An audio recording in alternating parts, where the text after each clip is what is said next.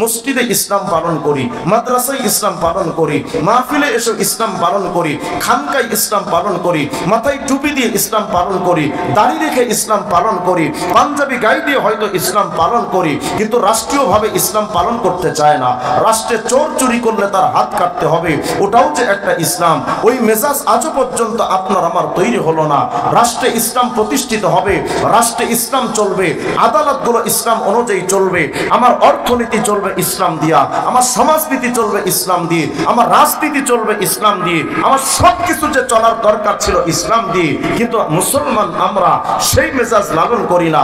রাষ্ট্রনীতির ক্ষেত্রে আমরা Lenin, Karl Marx, মাও সেতুং, আব্রাহাম লিঙ্কন, মানব রচিত বেঈমানদের তন্ত্র নিয়ে আমরা রাষ্ট্রীয়ভাবে আমরা তুলে ধরেছি। আফসোসের সাথে বলতে হয়, আমাদের বাংলাদেশের স্বাধীনতা অর্জন হয়েছিল বেঈমানদের মাধ্যমে নয়, 90% মুসলমানদের মাধ্যমে বাংলাদেশের স্বাধীনতা অর্জন হলো। স্বাধীনতা অর্জন হওয়ার পর যে সংবিধান তৈরি হলো, অতি আফসোসের সাথে বলতে হয় 3 লক্ষ বলেন বা 30 লক্ষ মানুষের জীবনের বিনিময় অর্জিত যেই স্বাধীনতা, লাখ লাখ মেয়েদের ইজ্জতের মাধ্যমে অর্জিত যেই স্বাধীনতা, সেই স্বাধীনতা অর্জন করেছে মুসলমানদের রক্তের উপর দিয়ে। কিন্তু ক্ষমতার মস্তদে যখন আসলো, তারা স্বাধীনতা অর্জন করলো, যখন সংবিধান তৈরি করলো, আফসোসের সাথে বলতে হয় সেই সংবিধানে 4টি বিষয়কে উল্লেখ করলো, যেই 4টি বিষয়ের সাথে সরাসরি ভারতের সম্পর্ক আছে, মুসলমানের সম্পর্ক নাই। 4টি বিষয় হলো গণতন্ত্র, সমাজতন্ত্র, জাতীয়তাবাদ, ধর্মনিরপেক্ষ মতবাদ। এই 4টি বিষয় দিয়ে আমার সংবিধানকে প্রণয়ন করা হলো। যারা এই কাজটা করেছেন সংবিধান প্রণয়ন করে, যারা আমার সংবিধানে ইসলামতন্ত্রকে বাদ দিয়ে গণতন্ত্র, সমাজতন্ত্র, জাতীয়তাবাদ, ধর্মনিরপেক্ষ মতবাদের মতো 4টা কুফরি মতবাদ, বেঈমানদের বানানো মতবাদ, লেনিন, কার্ল মার্কস, মাও সেতুং, আব্রাহাম লিঙ্কনদের মতবাদকে যারা এই জাতির উপরে চাপিয়ে দিল, 30 লক্ষ বা 3 লক্ষ শহীদদের আত্মার সাথে যারা গাদ্দারি করলো, ওরা মুক্তিযোদ্ধার দুশ্মন হয়ে বেঁচে থাকবে আজীবন।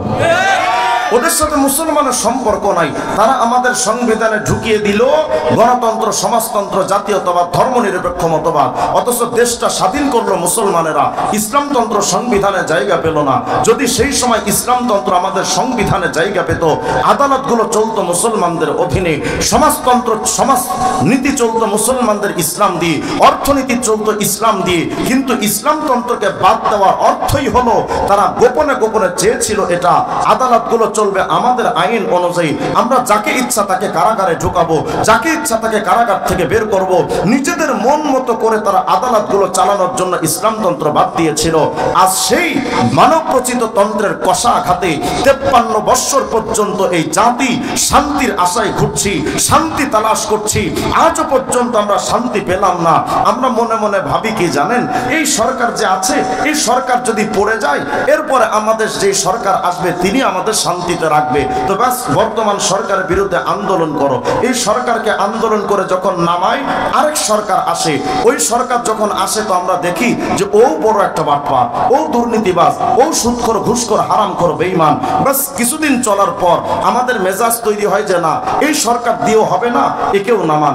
এভাবে করে শুধু একটার পর একটা সরকারের পরিবর্তন আমরা করেছি, আর একটার পর একটা শুধু স্বৈরাচার দেখেছি। আজ পর্যন্ত কোনো মানুষ এই 16 কোটি মানুষের জন্য কপাল ভালো হওয়ার জন্য, এই 16 কোটি মানুষের জন্য আজ পর্যন্ত কেউ ফিকির করেনি।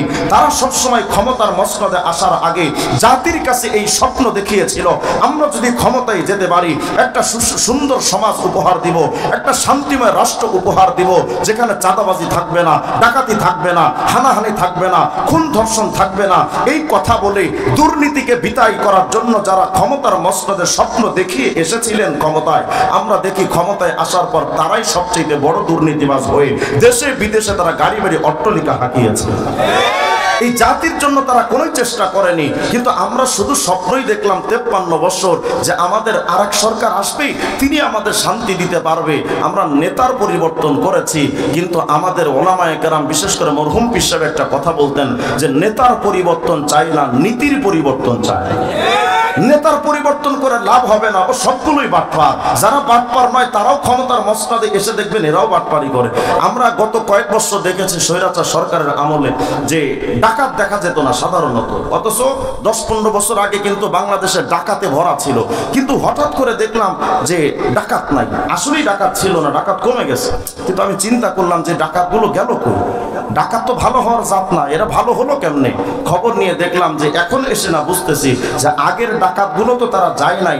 আগে তারা ডাকাতি করতো রাতের গভীরে, সরকারের ক্ষমতার মসনদে থাকা অবস্থায় তারা ডাকাতি বাদ দিয়ে বড় বড় নেতা হয়ে গেছিল। এখন ওই সরকার যখন ক্ষমতায় নাই, ওই ডাকাতরা আবার নিজের জায়গায় ফিরে এসে আবার ডাকাতি করা শুরু করছে, আবার ডাকাত বেড়ে গেছে। বোঝাতে চাচ্ছি এভাবে সমাজ পরিবর্তন হয় না। সমাজ পরিবর্তনের জন্য নেতার পরিবর্তন চলবে না, নীতির পরিবর্তন দরকার। মানব প্রচিত তন্ত্র মন্ত্রকে দাফন করে লেনিন, কার্ল মার্কস, মাও সেতুং, আব্রাহাম লিঙ্কনদের তন্ত্র দিয়া, জিয়া এরশাদ আর মুজিবের আদর্শ দিয়া এই সমাজ 53 বছর পরিবর্তন হয়নি, হচ্ছে না, হবেও না। ডক্টর ইউনূস এসে একই কথা আমাদেরকে শোনাচ্ছেন। আমরা দেশকে সংস্কার করব, দেশকে একটা আমূল পরিবর্তন আসবো। লিখে রাখেন, আই ক্যান চ্যালেঞ্জ।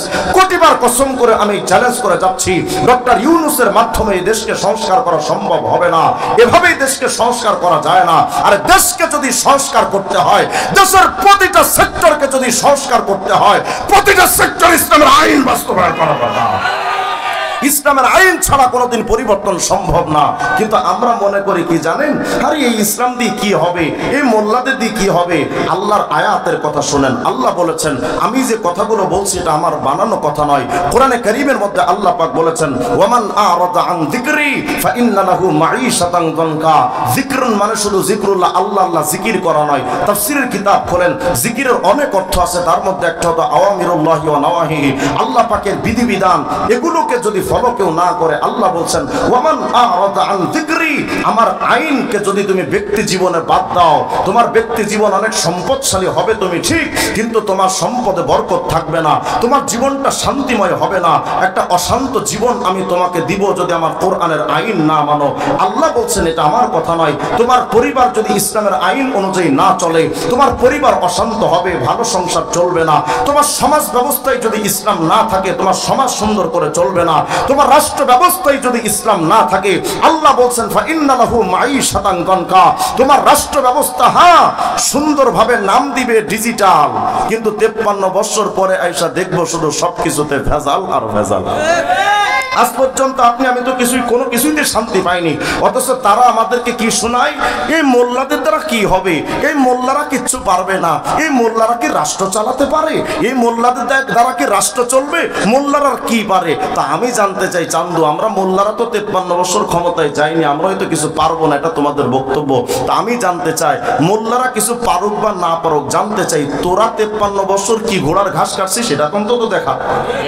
তোমাদের দ্বারাও তো কিছু হয়নি, শুধু চোর বেড়েছে, ডাকাত বেড়েছে, ধর্ষণ বেড়েছে, দুর্নীতি বেড়েছে। 19 লক্ষ কোটি টাকা দুর্নীতি করে দেশে বিদেশে বেগম পাড়ায় এরা বাড়ি বানিয়েছে।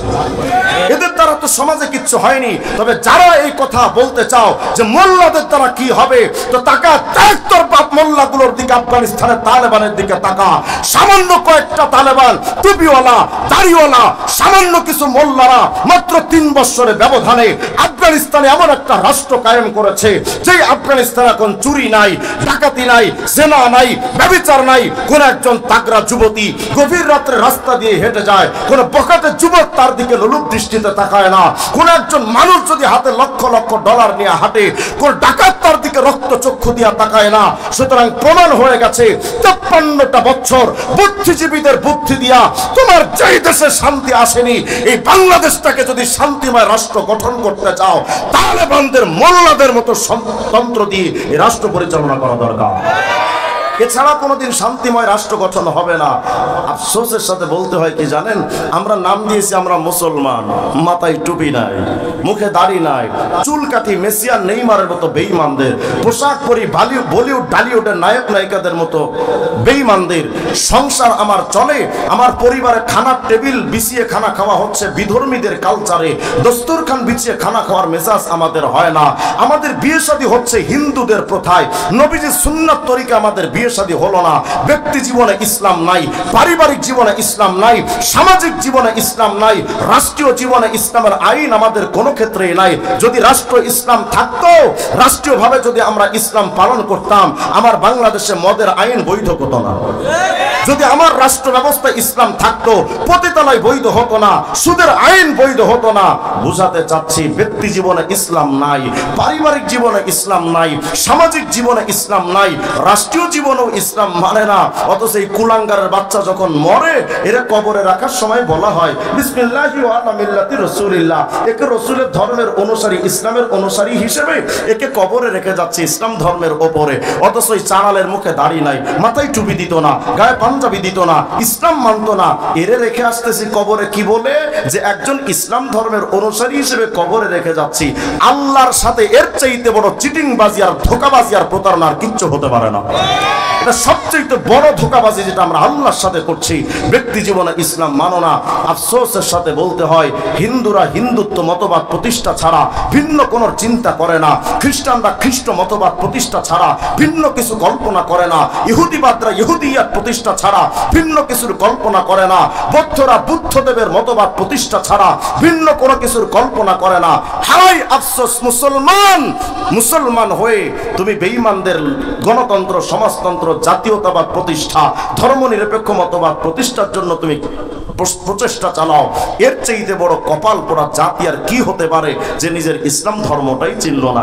এরা মনে করে কি জানেন, আরে ইসলাম ধর্ম যদি প্রতিষ্ঠা হয় তাইলে তো মানুষের কপালে সুখ আসবে না। ইসলাম দিয়ে যদি রাষ্ট্র চালায় তো ইসলাম তো 1400 বছর আগে ফিরে যাবে আমার বাংলাদেশ। দেশকে মোল্লারা পিছিয়ে নিতে চায়। দেখবেন কিছু সুশীল বুদ্ধিজীবীরা কয় যে মোল্লারা দেশকে পিছিয়ে নিতে চায়, দেশকে বাড়াতে চায় না, আগাতে চায় না, আধুনিক করতে চায় না। আরে বেটা, দেশটা যদি পিছিয়ে গেলে ধর্ষণ বন্ধ হয়, চুরি ডাকাতি বন্ধ হয়, দুর্নীতি বন্ধ হয়, আমরা দেশকে ইউরোপ আমেরিকার মতো নষ্ট ভ্রষ্ট রাষ্ট্র গঠন করতে চায় না। তোমরা তো দেশকে এগিয়ে নিয়ে কি বানাতে চাও?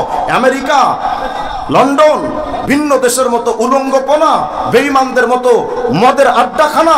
যদি এই হয় তোমাদের স্বপ্ন, তাহলে ওই স্বপ্ন ঘুমিয়ে দেখো, জাগ্রত হয়ে স্বপ্ন দেখার সুযোগ নেই। এই বাংলাদেশটা হাফেজ হুজুরের বাংলাদেশ, এই বাংলাদেশটা শাহজালাল ইয়ামানির বাংলাদেশ, এই বাংলাদেশ শাইখুল হাদিস আল্লামা আজিজুল হকের বাংলাদেশ, এই বাংলাদেশ মুফতি আমিনীর বাংলাদেশ, এই বাংলাদেশটা ফজলুল করিম রহমতুল্লাহ আলাইহিদের বাংলাদেশ। আমাদের বাংলাদেশে উলামায়ে দেওবন্দের চেতনার বাংলাদেশে বেঈমান গরুর মুখ খাওয়া ইন্ডিয়ার মতিদের দাদাদের অবস্থান, এবং বাংলাদেশে লালকুত্তার আমেরিকার কোনো আদর্শ বাস্তবায়ন হতে দেওয়া যাবে না। কিন্তু আমাদের চেতনা। আফসোসের সাথে বলতে হয় কি জানেন, নারী কমিশন গঠন করেছে। নারী কমিশনে যাদেরকে দায়িত্ব দেওয়া হলো, এক একটা সাড়াল টাটকা, এক একটা পতিতাদের দালালের মতো দেখা যায়। একটা চেহারার মধ্যেও ভালো কোনো কিছু রূপ নাই। 90% মুসলমানের বাংলাদেশে নারী কমিশন গঠন হবে, উচিত তো ছিল সেখানে কিছু আলেমা মেয়েদেরকেও কমিশনে ঢুকিয়ে দেওয়া। কথা হয়, সব কেন থাকবে বেঈমানদের স্ত্রীরা? সব কেন থাকবে নাস্তিকবাদ ইসলাম বিদ্বেষীদের আপন জনেরা? উচিত তো ছিল ডক্টর ইউনূসকে এই কমিশনে অন্তত কিছু পর্দাশীল ইসলাম মনা কিছু নারীদেরকে দিয়ে এই কমিশনটাকে গঠন করা। যেহেতু তারা করে নাই, বুঝাতে চাচ্ছে, এরাই বলতে চাচ্ছে হয়তো এটা যে এই দেশটাকে তারা নারীবাদীদের দেশ বানাতে চায়। ও স্বপ্নে গুড়ে বালি দাও, ওই স্বপ্ন কোনোদিন পূরণ হবে না। হয়তো আজিজুল হক রাহিমাহুল্লাহ নাই, কিন্তু তার সন্তান মামুনুল হকরা তো জিন্দা আছে। হয়তো মুফতি আমিনী নাই, কিন্তু সাখাওয়াত হোসেন রাজিরা তো জিন্দা আছে। হয়তো মরহুম পীর সাহেব নাই, কিন্তু ফয়জুল করিমরা তো জিন্দা আছে। হয়তো বাবু নগরী সাহেব নাই, কিন্তু তাদের উত্তরসূরি আমরা তো এখনো পর্যন্ত জিন্দা আছি। হয়তো কারাগারে তো শেখ হাসিনা 2 বার নিয়ে গেছে, 6টা মামলা আমিও নিজেও খেয়েছি, 2 বার গ্রেফতার হয়েছি, মাসের পর মাস, বছরের পর বছর আমরা কারারুদ্ধ থেকেছি। বেঈমান স্বৈরাচারদের কাছে আমরা মাথা নত করেনি। ডক্টর ইউনূসের কাছে তো প্রশ্নই আসে না। জীবন দিব, রক্ত দিব, কিন্তু এই বাংলাদেশে নাস্তিক্যবাদ উত্থান, এই কল্পনা শুধু স্বপ্নেই দেখা যাবে, বাস্তবে দেখা যাবে না। কিন্তু আফসোসের সাথে বলতে হয়, যাদেরকে ঢুকানো হলো নারী কমিশনে, এরা কি করলো? প্রায় 12টা বিষয় তুলে ধরলো, যেটার সাথে সরাসরি ইসলামের বিদ্বেষ, যেটার সাথে সরাসরি ইসলামের সংঘর্ষ। আমি শুধু একটা জিনিস আপনাদেরকে পড়ে শোনাই, এবং ওটার জবাবও আপনাদের দরকার। কারণ নাস্তিকরা মেয়েদের কাছে যখন এই বিষয়গুলো সুন্দর করে তুলে ধরে, তখন নাস্তিকরা মহিলাদেরকে, ইসলাম মনা মহিলাদেরকে নাস্তিক বানানো তাদের জন্য সহজ হয়ে যায়। আমার টাইম কত?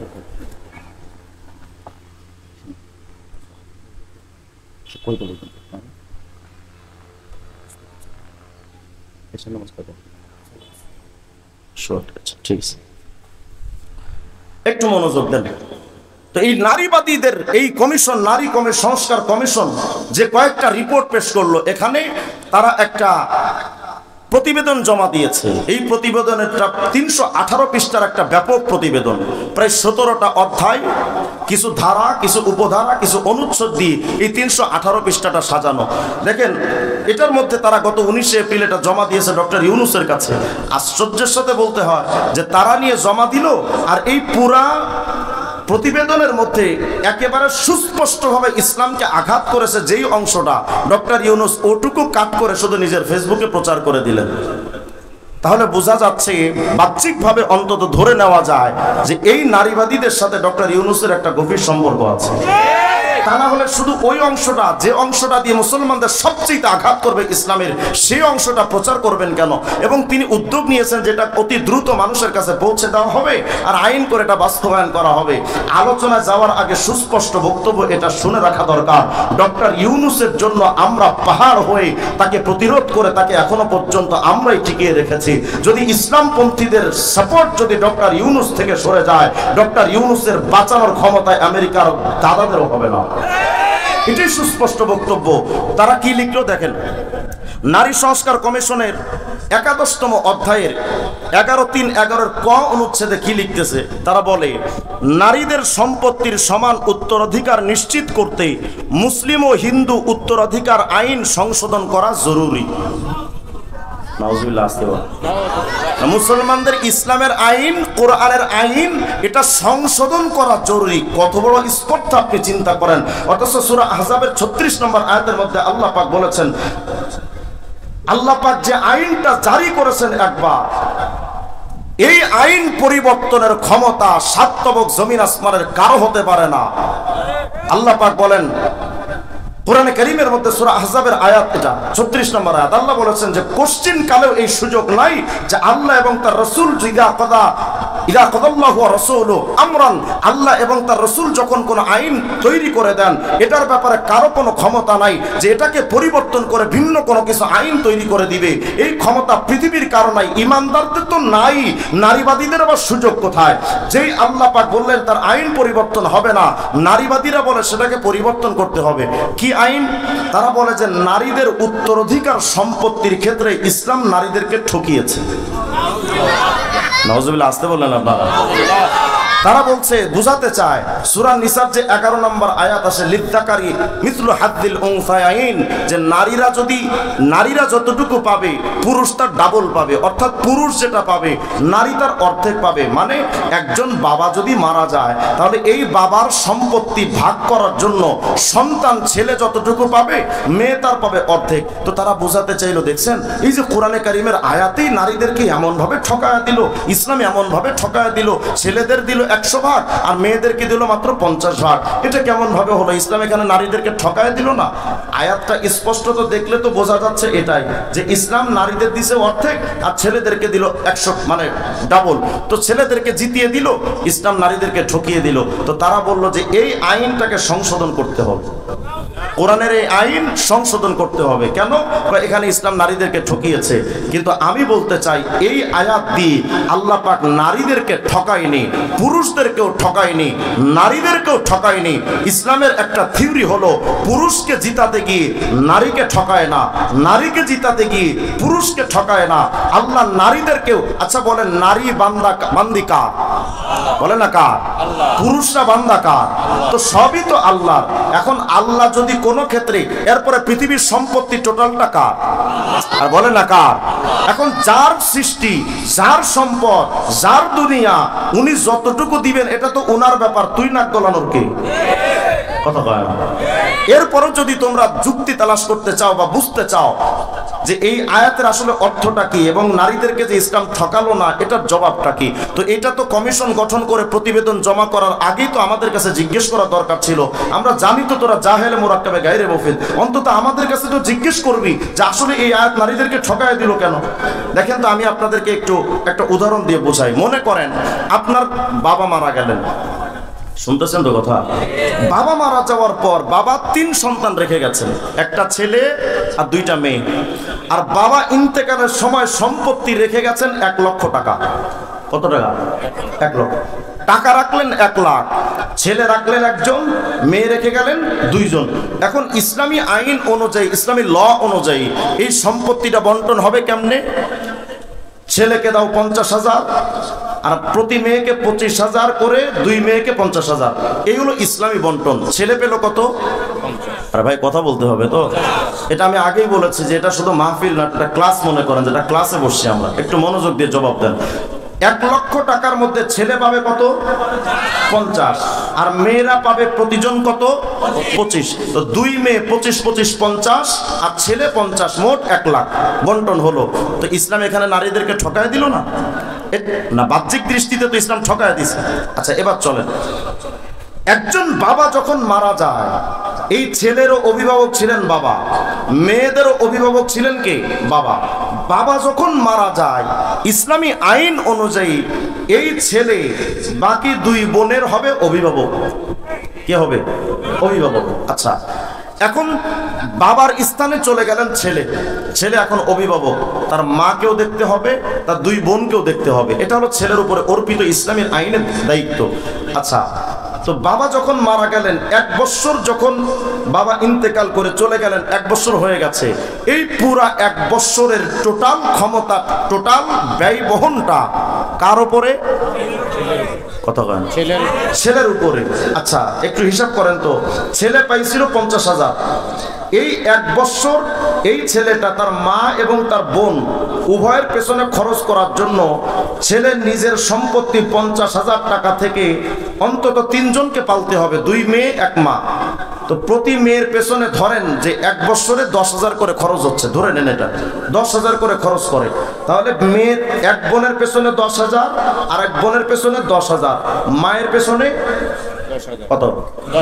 10,000। আর নিজের পেছনে তো খরচ আছে। কত হয়? ছেলের পেছনে খরচ আছে না নিজের পেছনে? ছেলে নিজের জন্য খরচ করলো 10,000। কত খরচ হলো? কত? 40। ছেলের কাছে ছিল কত? 50। খরচ হইল কত? 40। ছেলের কাছে আছে কত? 10,000। মেয়ের কাছে, প্রতিজন মেয়ের কাছে আছে কত? কত? 25। ছেলের কাছে 10, মেয়েদের কাছে 25 25 50। এখন আপনি আমাকে বলেন তো, ইসলাম নারীদেরকে ঠকালো না জিতালো? কথা বলেন। 1 বছরের মধ্যেই কিন্তু মেয়ে জিতে গেল, এখনো কিন্তু শেষ হয় না, সামনে আরো আছে। আচ্ছা, এই 1 বছর যাওয়ার পর মনে করেন 2 মেয়ের 2 বোনের বিয়ে হবে। এই 2 বোনের বিয়েতে যত বাংলাদেশের এই সিস্টেম অনুযায়ী যদি খরচ করতে হয়, এই খরচগুলো করতে হবে কার টাকা থেকে? ছেলের। যদিও মেয়েদের খরচের ব্যাপারে মেয়ে পক্ষের খরচ করার অনুমতি নাই, তারপরেও এই বাংলাদেশের আইন অনুযায়ী যদি খরচ করতে হয়, তাও খরচ করবে কে? ভাই। আচ্ছা, মেয়ে বোন 2টাকে ভাই বিয়ে দিয়ে দিল। বিয়ে যখন দিচ্ছে, এই ছেলেটা, এই মেয়েটা যখন অন্য ছেলের ঘরে যাবে বউ হয়ে, ওই ছেলেটা যখন এই মেয়েকে বিয়ে করতে আসলো, এই মেয়েকে মোহর দেওয়া লাগবে না? কত হয় না? মনে করেন মোহরানা হিসেবে দিল 50,000। মেয়ের পকেটে আগে ছিল কত? 25। মোহরানা পাইল কত? 50। 25 আর 50 মিলে মেয়ের পকেটে আছে কত? 75। ভাইয়ের পকেটে কত? 10,000। কত? 10,000। ইসলাম জিতালো না ঠকালো? নারীদেরকে জিতালো। আচ্ছা, এরপরে আসেন, মেয়ে বিয়ে হওয়ার পরে তার 75 হইল, 50,000 আরো উপর ধাক্কা দিয়ে মোহরানা হিসেবে। এই ভাইটা যখন অন্য মেয়েকে বিয়ে করতে যাবে, এই ভাই যখন অন্য মেয়েকে বিয়ে করে বউ হিসেবে আনবে, ভাইকে ও তার স্ত্রীকে মোহর দেওয়া লাগবে না? কথা বলেন। মনে করেন এই ছেলেটা যখন কোনো মেয়েকে বিয়ে করতে গেল, তাকে মোহরানা দিতে হবে 50,000। ছেলের পকেট আছে কত? 10,000। মোহরানা দিতে হবে কত? 50। যে কোনো ভাবে হোক ম্যানেজ করে দিল 50,000। ভাইয়ের থেকে 10 আর ঋণ করে দিল 40,000।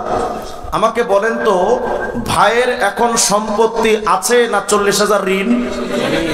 10,000 আর 40,000 ঋণ, 50,000 মোহরানা। তাহলে ভাইয়ের পকেট থেকে এখন ঋণ আছে কত পকেটে? 40,000। আচ্ছা, বোনের আছে কত? 75,000।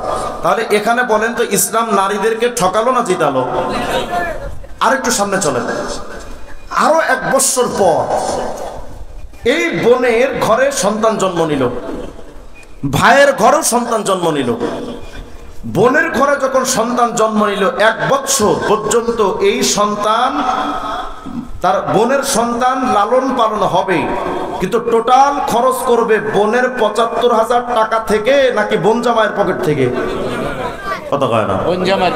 তাহলে বোনের তো কোনো খরচ নাই, তাহলে বোনের 75,000ই কিন্তু রয়ে গেল, কিন্তু সন্তান 1 বছর বয়স হয়ে গেল, এর পেছনে টোটাল খরচ করলো বোনের জামাই। আচ্ছা, ভাইয়ের ঘরে 1 বছর পরে একটা বাচ্চা হলো।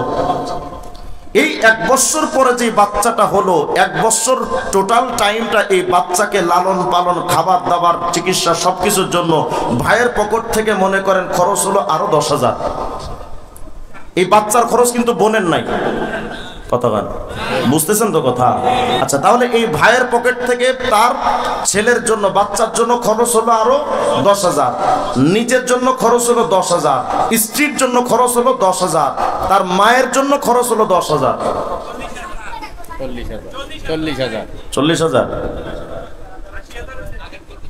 40,000। ভাই নিজে, তার সন্তান, স্ত্রী আর মা, 40,000। আগে ঋণ ছিল কত? 40।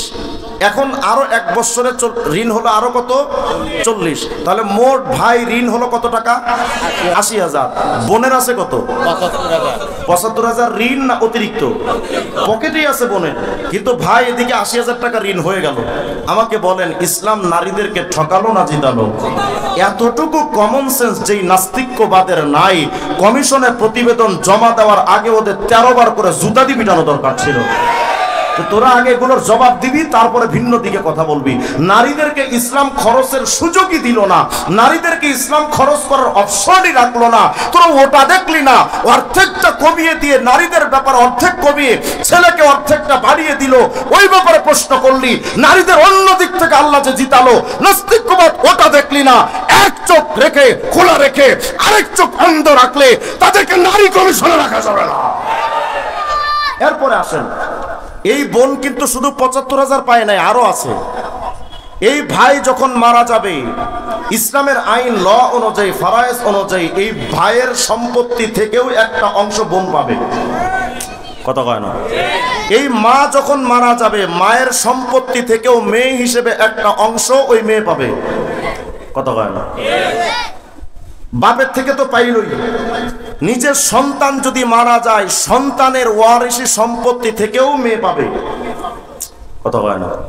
তাহলে একজন বোন, সে বোন হিসেবে ভাইয়ের থেকে পেল, মেয়ে হিসেবে বাপের থেকে পেল, মেয়ে হিসেবে মায়ের থেকেও পেল, মা হিসেবে সন্তান থেকেও পেল। তাহলে একজন নারী অন্তত 4টা জায়গা থেকে পাবে, কিন্তু তার নিজস্ব কোনো খরচ নাই। তাহলে বলেন তো, ইসলাম নারীদেরকে ঠকাচ্ছে না জিতাচ্ছে? বলেন বলেন, ঠকালো না জিতালো? শুধু তাই নয়, আল্লাহ পাক কোরআনে কারীমের মধ্যে বলেছেন যে নারীদেরকে যে সম্পত্তি তারা পাবে, বা তাদের গচ্ছিত যে সম্পত্তি, এই সম্পত্তির জন্য যে খরচ, এগুলো তো নাই, উল্টা নারীদের সম্পত্তির ব্যাপারে সূরা নিসার 32 নম্বর আয়াত আল্লাহ বলছেন, ওয়ালিন নিসাই নাসিবুম মিম্মা ইকতাসাবনা। নারীরা যে সম্পত্তির মালিক হবে, এই সম্পত্তির মালিক টোটালটা ওই নারী থাকবে। এই নারীর সম্পত্তি থেকে না তার স্বামী খরচ করতে পারবে, না তার ভাই খরচ করতে পারবে, না তার মেয়ে খরচ করতে পারবে, না তার মা খরচ করতে পারবে, না তার বাপ খরচ করতে পারবে। মেয়ের সম্পত্তির মালিক একচ্ছত্রভাবে সে নিজেই, এই সম্পত্তির মধ্যে অন্য কেউ হস্তক্ষেপ করতে পারবে না। কিন্তু ভাই যে একটু অংশ বেশি পেল, ওখান থেকে মায়ের জন্য খরচ আছে, বোনের জন্য খরচ আছে, সন্তানের জন্য খরচ আছে, স্ত্রীর জন্য খরচ আছে, বাপের জন্য এক সময় খরচ গিয়ে তার ঠেকে পড়বে। তাহলে বলেন, ইসলাম কি নারীদেরকে এই সব বিষয় থেকে ঠকিয়েছে না জিতিয়েছে? নারী কমিশনের জন্য তো উচিত ছিল যে ইসলাম যে এত দিক থেকে নারীদেরকে সম্মান দিল, সম্পদ দিল। বর্তমান এই প্রচলিত অবস্থায় ভাইয়ের সম্পত্তি বোনকে দেওয়া হয় না। কত হয় না? বলেন তো, এই বর্তমান বলেন, এদিক শোনেন, এই সমাজ ব্যবস্থায় ভাই যদি মারা যায়, এদিক তাকান, এই সমাজ ব্যবস্থায় ভাই যদি মারা যায়, ভাইয়ের সম্পত্তি থেকে কি বোনকে দেওয়া হয়? আরে কথা কয় না, দেন আপনারা? এই সমাজে দেয়। অথচ ইসলাম বলছে ভাই মারা গেলে তার সম্পত্তি থেকে বোনকে দিতে হবে, এটা তুমি বাধ্য। ভাই সন্তান যদি মারা যায়, তার সম্পত্তি মাকে ওইভাবে দেওয়া হয় না, যদিও এটা ইসলামের আইন অনুযায়ী তাকে দিতে হয়। তাহলে উচিত তো ছিল, ইসলাম তো অর্ধেকটা দিয়েছে, এই অর্ধেক অংশই তো এই সমাজ ব্যবস্থা নারীদেরকে দেয় না। কথা হয় না? নারী কমিশন গঠন করে নারীবাদীদের তো উচিত ছিল যে মেয়েদেরকে যে সম্পত্তি থেকে বর্তমান ভাইয়েরা বঞ্চিত করছে, এই ভাইদের বিরুদ্ধে একটা জিরো টলারেন্স একটা ভূমিকা নেওয়া। কথা হয় না? বরং এখন অবস্থা হয়, বাপ যদি মারা যায়, এই বাপের ওয়ারিশি সম্পত্তি বের করার জন্য এই বোনদেরকে একটার পর একটা আদালতে দৌড়াতে হয়, এক টেবিল থেকে আরেক টেবিলে যেতে হয়। নারীবাদীদের উচিত ছিল যে বাপের ওয়ারিশি সম্পত্তি মেয়েরা যে পাচ্ছে না, এটার ব্যাপারে একটা ভূমিকা নেন, কেন তারা পাবেন, এটা তাদের অধিকার। সেগুলো না করে ইসলামের আইনের ব্যাপারে খোঁচা দেওয়াটা যাদের অভ্যাস, আমরা সুস্পষ্ট বলে যায়, হয়তো তোমরা ভুলে গেছো শাহবাগের চত্বরের লাখ লাখ মানুষ তোমরা জমা করেও শাপলা চত্বরের আলেমদের হেফাজতের কাছে টিকতে পারো নাই। ইনশাআল্লাহ সেই 13 সালের হেফাজত আবার জাগ্রত হয়েছে, নাস্তিকবাদের দাফন করার সময় এসে গেছে। উচিত তো ছিল নারীদের সম্পত্তির ব্যাপারে যেই সমাজ ব্যবস্থা অবহেলা করছে তাদের ব্যাপারে অবস্থান নেওয়া। আমাদের সমাজ এখন কি হয় দেখেন, ইসলাম কত দিক থেকে নারীদেরকে জিতালো। আল্লাহ বলছেন, ওয়ালা তাকুলু আমওয়ালাকুম বাইনাকুম বিল বাতিল। আল্লাহ বলছেন কেউ কারো সম্পত্তি খেও না। আমাদের সমাজে কোনো বাপ যদি মারা যায়, তখন 1 বছর পরে বোন আসছে, বোন এসে 1 বছর পরে তার ভাইকে বলছে, ভাইয়া বাবা তো মারা গেছে, তো সম্পত্তি দিবেন না? ভাইয়ের বক্তব্য কি, বন্টন টন্টন তো হয় নাই, তুই এখন আইসস কে, বন্টন হোক তারপরে নিস। কথা কয় না? কিন্তু ইসলাম কি বলে, বাপ মারা যাওয়ার সাথেই এই সম্পত্তির মালিক হয়ে গেছে তার বোন। কথা কয় না? তাহলে বন্টনের জন্য অপেক্ষা করতে হবে কেন? যদি বন্টনের জন্য অপেক্ষা করতেই হয়, তাহলে ভাই যদি 2 বছর খায়, এই টোটাল সম্পত্তি 1 বছর তার বোনকেও খাওয়াতে হবে। কথা কয় না? বন্টনের দোহাই দিয়ে কেন সম্পদকে গচ্ছিত রাখা হবে? যেই ভাইয়েরা বোনের সম্পত্তি বন্টনের অভিযোগ তুলে, যেই ভাইয়েরা বোনদের সম্পত্তি দেয় না, যতদিন আটকে রাখবে ততদিন পর্যন্ত এই ভাই আল্লাহর কাছে ভূমিদস্যু হিসেবে স্বীকৃতি পাবে। ভূমিদস্যু। অনেক ভাই তো এমন আছে, বোন সম্পত্তি চাইলে বোনকে তাড়িয়ে দেয়। কয় বাপের সম্পত্তি যখন বন্টন হবে এর আগে পাবি না। অনেক ভাই তো বাপের সম্পত্তি দেয় না। আল্লাহ পাক বলেন সূরা জিলজালের 4-5 নম্বর আয়াতের মধ্যে আল্লাহ পাক বলেন, ইয়াউমা ইদিন তুহাদ্দিসু আখবারাহা বিআন্না রাব্বাকা আওহা লাহা। আল্লাহ রাব্বুল আলামিন বলেন, এই জমিন কিয়ামতের ময়দানে আল্লাহ বলবেন, এই জমিন রে, আজকে কিয়ামতে আমি আল্লাহর কাছে তুমি একটু জবানটা খোলো, কথা কও। আমার বান্দা তোমার উপরে কোন কোন অপরাধ করেছে জমিন রে, সব অপরাধের ব্যাপারে আমার কাছে জবাব দাও। জমিনের জবান তখন খুলে যাবে। এই জমিন আল্লাহকে ডাইকা বলবেন, ও রব, আমি সম্পত্তি ছিলাম তার বোনের, কিন্তু এই ভাইটা দুনিয়াতে আমাকে জবরদখল করে খেয়েছে, তার বোনকে দেয় নাই। মালিক রে, এই ভাইকে আজকে ধরেন, ও একটা ডাকাত। আল্লাহ রাব্বুল আলামিন বলেন, যার জমিন তারা বুঝায়া দাও, যার অধিকার তাকে ফিরিয়ে দাও। হকুল ইবাদকে আল্লাহ নিজে ক্ষমা করেন না, নিজের হকটাকে আল্লাহ চাইলে ক্ষমা করে দেন, কিন্তু বান্দার হকটা আল্লাহ কোনোদিন মাফ করে না। আল্লাহ রাব্বুল আলামিন বলেন, কোন মানুষের সম্পত্তি যে খাইস না, যার সম্পত্তি তারে বুঝা দে, সমাজ ব্যবস্থায় এই ভাইয়েরা বোনের সম্পত্তি দেওয়া থেকে যথেষ্ট হেলামি করে, বোনকে সম্পত্তিও দেয় না। হ্যাঁ হ্যাঁ, অনেক ভাই এমন আছে বোনকে সম্পত্তি দেয়, কিন্তু দেওয়ার ক্ষেত্রে একটা শর্ত জুড়ে দেয় যে দেখ এই যে বাপের সম্পত্তি তুই যেটা পাবি তোরে দিয়া দিলাম, কিন্তু শোন রে বোন, এই সম্পত্তি যখন বিক্রি করতে চাবি এই সম্পত্তি কিন্তু অন্য জায়গায় বিক্রি করতে দিব না, এটা কিন্তু আমার বাপের সম্পত্তি, অন্য জায়গায় বিক্রি করতে দিব না। তো কেমনে বিক্রি করবো? আমার কাছে বিক্রি করতে হবে। ধান্দা কি? এই বোনটা যখন বিপদে পড়ে বাপের সম্পত্তি থেকে ওয়ারিশি সম্পত্তি বিক্রি করতে আসবে, ভাই তখন বোনকে বলে তুই কত বিক্রি করবি? কত? বলে এখন তো কাঠা প্রতি 2 লাখ চলে, তো আপনি 2 লাখ টাকা করে কাঠা দিয়েন। ভাই তখন কি কয়, বাহিরের জায়গাও 2 লাখ টাকা কাঠা, বাপের সম্পত্তি তুই পাইলি, তোর থেকেও 2 লাখ করে নেওয়া লাগবে। কত ভাই?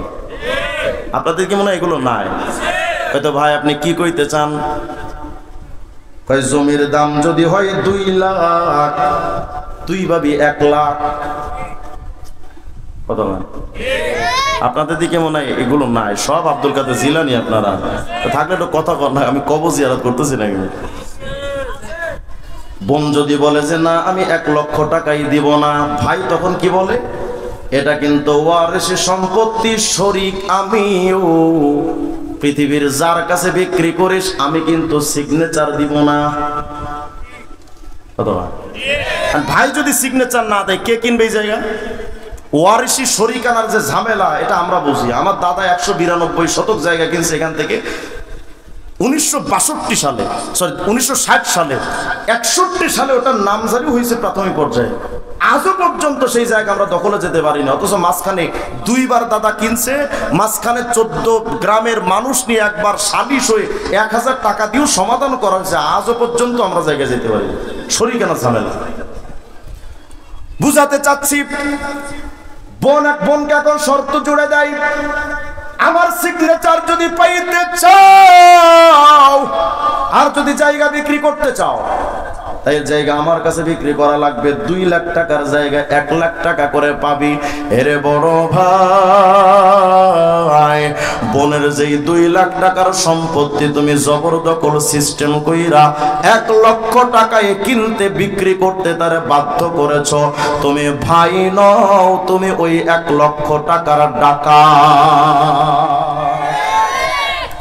আবার অনেক ভাই এমন আছে দেয়, যেহেতু সমাজে মুখ দেখাতে হবে, টাকাও দেয় জায়গাও দেয়, সব দিয়া দেয়, কিন্তু যখন সবকিছু বোঝা একটু যায় দিল, তখন কি হয়, এই ভাইয়ের ঘরে একজন ভাবি নামক ডাইনি আছে।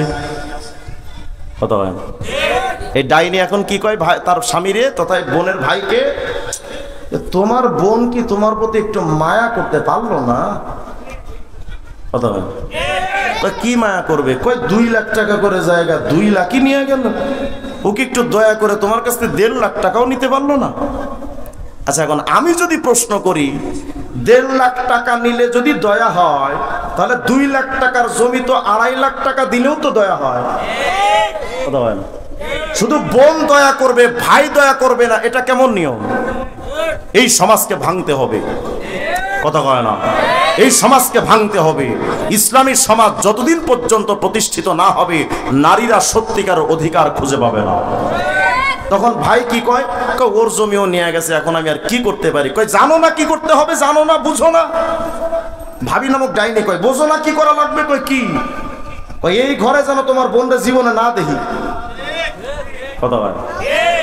ভাই তখন তার বোন রেডাই কয় শোন, কি সমস্যা? কয় বাপের জমি পাইছস নি? কয় হ্যাঁ।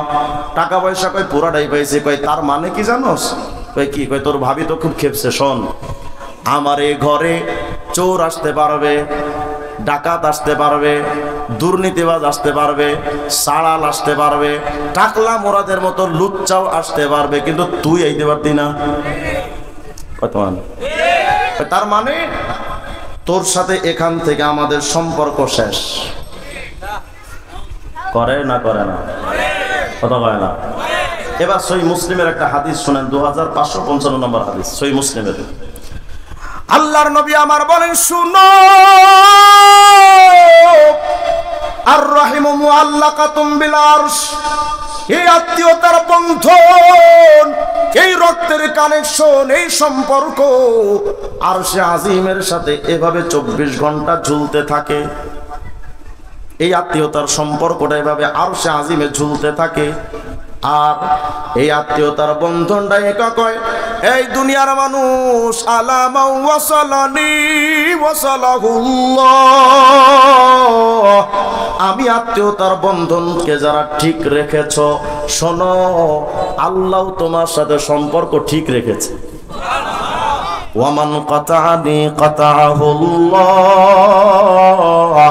আরশে আজিমে আত্মীয়তার বন্ধনটা ঝুলে ঝুলে বিশ্ববাসীকে জানায় দেয়, শোনো তুমি যদি আত্মীয়তার বন্ধন নষ্ট করেছো, এই জামাই শ্বশুরের সাথে সম্পর্ক বিনষ্ট করেছো, এই ভাই বোনের সাথে সম্পর্ক নষ্ট করেছো, এই সন্তান বাপমার সাথে সম্পর্ক নষ্ট করেছো, এই স্বামী বিবির সাথে সম্পর্ক নষ্ট করেছো, দুনিয়ার মানুষকে আল্লাহ পাকের ওই আরশে আজিমে ঝুলে ওই আত্মীয়তার বন্ধন কই, শুনো রে তুমি যত বড় নামাজি, যত বড় হাজি হও, যত বড় চরমনা আর উজানির পীর সাহেবের মুরিদ হও, তাবলীগ জামাতের চিল্লার সাথীও হও, আমার মতো যদি মুফতিও হও, নামাজ পড়তে পড়তে কপালের দাগটা ফালায় রাখছো, আত্মীয়তার বন্ধন নষ্ট করেছো, সিজদার দাগ যদি তোমার কপালেও পড়ে যায়, আত্মীয়তার বন্ধন নষ্ট করার অপরাধে তোমার সাথে আল্লাহর কোনো সম্পর্ক থাকে না। উচিত ছিল নারীবাদীদের যে এই সমস্যাগুলোর সমাধান করা, কথা কয় না, তা না করে তারা উল্টা আমাদের উপরে চাপিয়ে দিচ্ছে আমাদের সুস্পষ্ট বক্তব্য। আমি জানি এই বক্তব্য দেওয়ার পরে হয়তো আবার রাষ্ট্রদ্রোহী মামলা হতে পারে। ডক্টর ইউনুসদেরকে আমরা কথা ক্লিয়ার করে বলতে চাই, সহিহ বুখারী সহ অসংখ্য কিতাবের মধ্যে আসছে, আল্লাহর হাবিব বলেছেন, মান আমিলা আমালান লাইসা আলাইহি আমরুনা ফাহুয়া রাদ্দুন। আল্লাহর হাবিব বলেছেন, যেই আইনটা ইসলামে নাই, নবীর থেকে নাই, আল্লাহ থেকে নাই, সাহাবীদের থেকে যে আইন নাই, এমন কোন আইন যদি আমার বাংলাদেশের সংবিধানে ডক্টর ইউনুসরা চাপিয়ে দেয়, সুস্পষ্ট বক্তব্য হলো সংবিধানের ইসলাম বিরোধী কোন আইনকে মানি না। যে সংবিধান ইসলাম বিরোধী হবে, মুফতি আমিনের মতো বলছি, ওই সংবিধানকে ডাস্টবিনে নিক্ষেপ করে দাও। ওই সংবিধানের সাথে মুসলমানের কোনো সম্পর্ক নাই। আমরা মানি সেই সংবিধান, যেই সংবিধান আল্লাহ এবং রসুলের ইসলাম দিয়ে হবে। ইসলাম বিরোধী কোন সংবিধান আমরা মানি না। আরে আল্লাহ রসুলই তো বলেছেন, সুস্পষ্ট বক্তব্য হলো আল্লাহর হাবিব বলেছেন, দেখো আল্লাহর বিরুদ্ধে লা তাআতা লি মাখলুকিন ফি মাসিয়াতিল খালিক, আল্লাহর বিরুদ্ধে যদি কেউ চলে যায়, আমার বাপ হতে পারে, মা হতে পারে, সন্তান হতে পারে, পীর হতে পারে, নেতা হতে পারে, উস্তাদ হতে পারে, নেতা হতে পারে। আরে ডক্টর ইউনুস শুধু নয়, পৃথিবীর সুপার পাওয়ার আমেরিকাও যদি আমার বিরুদ্ধে চলে যায়, আল্লাহর বিরুদ্ধে কোন আইন হলে পৃথিবীর কাউকে মানি না আমরা। অতএব সুস্পষ্ট ভাবে এই সরকারকে আমরা জানিয়ে দিচ্ছি, হয়তো মিডিয়ার মাধ্যমে আমাদের তথ্য পৌঁছে যাবে, ডক্টর ইউনুসের এখন উচিত নারীবাদীদের এই সংঘ, এই সংস্থাকে, এই কমিশনকে এখনই বিলুপ্তি করা। যদি এটার বিলুপ্তি না করে, ডক্টর ইউনুস তো একজন এনজিওর লোক, যদি তিনি চান যে নারীদেরকে, এই নারীবাদীদেরকে তিনি উস্কিয়ে দিয়ে সামনে দিবেন, তিনি তার অবস্থানকে মজবুত করতে চান, তাহলে এটা জেনে রাখা দরকার, ডক্টর ইউনুসের বিপক্ষে পুরা আওয়ামী লীগ শক্তি, এখন ডক্টর ইউনুসের বিরুদ্ধে পুরা বিএনপি শক্তি, ইন্ডিয়া তো পুরাটাই বিরোধী, পুরা দেশের অসংখ্য মানুষ ইউনুস বিরোধী। ইউনুসের পক্ষে আছে সাধারণ সচেতন মুসলমান এবং ইসলামপন্থীরা। যদি ডক্টর ইউনুস নারীবাদীদের খপ্পরে পড়ে ইসলামপন্থীদেরকে যদি তিনি দূরে সরিয়ে দিতে চান, তাহলে এটা মনে রাখা চাই, আমরাই কিন্তু তারাই বছরের পর বছর আমরা কারাগারে থেকেছি, কিন্তু শেখ হাসিনার কাছে মাথা নোয়ায় নাই। সুতরাং এখনই সময়, হয়তো ডক্টর ইউনুসকে এখন সিদ্ধান্ত নিতে হবে, তিনি কি নারীবাদীদের সরকার নাকি এই বাংলাদেশের আপামর জনসাধারণের সরকার। যদি আপামর জনসাধারণের সরকার হয়ে থাকেন, কতিপয় নাস্তিকদের কথাই তিনি চলতে পারেন না। আল্লাহ তাআলা যেন আমাদের সকলকে কথাগুলো বুঝে আমল করার তৌফিক দান করেন। এরপরে আরো কয়েকটা বিষয় তারা এনেছে, আমি সংক্ষেপে ওই বিষয়গুলো বলে দিই, যেহেতু এই বিষয়ে বিস্তারিত বলতে পারি নাই, তারপর একটু সংক্ষেপে আপনাদেরকে বলে দিই। তারা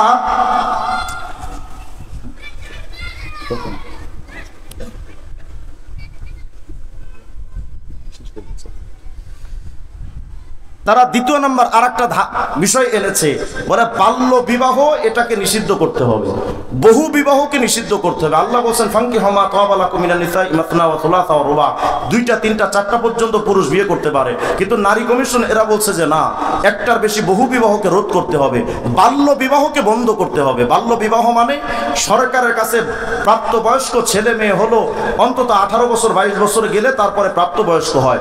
আচ্ছা, যদি 18 বছর 22 বছরে একটা ছেলে মেয়ে যদি প্রাপ্তবয়স্ক হয়, তাহলে 14 বছরে তারা ধর্ষণ করে ধরা খায় কেন? কথা কয় না? তাহলে বোঝা গেল এই মেয়েরা 18 বছরের আগেই অবশ্যই তারা বালিকা হয়, ছেলেরা 18 বছরের আগে 22 বছরের আগে অবশ্যই তারা বালক হয়। বাস্তবতার বিরুদ্ধে কি বাংলাদেশের নারী পুরুষ ছেলে মেয়েদের বাল্য বয়স হিসেবে প্রাপ্তবয়স্ক হওয়ার যে বয়সটা নির্ধারণ তারা এই সময়কে করেছে, এই সময়টাকে বয়সটাকে পরিবর্তন করা দরকার। তারা বাল্য বিবাহ বহু বিবাহের বিরুদ্ধে অবস্থান নিয়েছে। এরপরে লিখেছে তারা তাদের এই কমিশনে, শরীর আমার, সিদ্ধান্ত আমার। আমি বললাম ঠিক আছে, জুতা আমার, হাতও আমার, যেখানে পাওয়া যাবে সেখানে জুতা দিয়ে পিটানো হবে। এদের সাথে কোনো কথা হবে না, এদের সাথে কোনো পর্যালোচনা হবে না। বাংলাদেশের আইন কি বলবে, প্রশাসন কি বলবে, কিচ্ছু জানি না। যারা এই কথা বলে শরীর আমার, সিদ্ধান্ত আমার, এই নাস্তিক্যবাদীদেরকে যেখানে পাবেন ওখানে জীবন্ত পুঁতে ফেলবেন। এরপরে তারা বলেছে ট্রান্সজেন্ডার আইনকে তারা প্রমোট করতে চায়। ট্রান্সজেন্ডার মানে একটা ছেলে চাইলে সে মেয়ে হিসেবে থাকতে পারবে, সে প্রয়োজনে তার লিঙ্গ পরিবর্তন করতে পারবে। অথচ ইসলামের সুস্পষ্ট এ ব্যাপারে বলতে গেলে তো বিস্তারিত আয়াত আছে, ওয়ালা আমুরান্নাহুম ফালিয়ুগাইয়িরুনা খালকাল্লাহ, একটা আয়াত আছে। এটা ট্রান্সজেন্ডার এক কথাই শয়তানের ইচ্ছা এবং শয়তানের সিস্টেম। এটা 4 নম্বর হলো নারী অধিকারের ব্যাপারে সমতা, অর্থাৎ বিয়ে, তালাক ইত্যাদি অনেক ক্ষেত্রে নারী পুরুষ যেমন সিদ্ধান্ত নিতে পারে, নারী তেমন সিদ্ধান্ত নিতে পারবে। এরপরে তারা লিখেছে পতিতাদেরকে শ্রমিক হিসেবে সিদ্ধান্ত দেওয়া দরকার। নাউজুবিল্লাহ, আসতে বলে পতিতাদেরকে যদি শ্রমিক হিসেবে আখ্যায়িত করতে হয়, তার আগে নারী কমিশনকে বেশ্যাদের কন্ট্রাক্টটা সিদ্ধান্ত দিতে হবে। আল্লাহ তাআলা আবার যদি কোনোদিন আলোচনার সুযোগ দেন সেদিন কথা হবে। আজান হয়ে গেছে, এখন আজান হবে ইনশাআল্লাহ। আল্লাহ তাআলা আজকের মজমাকে কবুল করেন। আসসালামু আলাইকুম ওয়া রাহমাতুল্লাহ।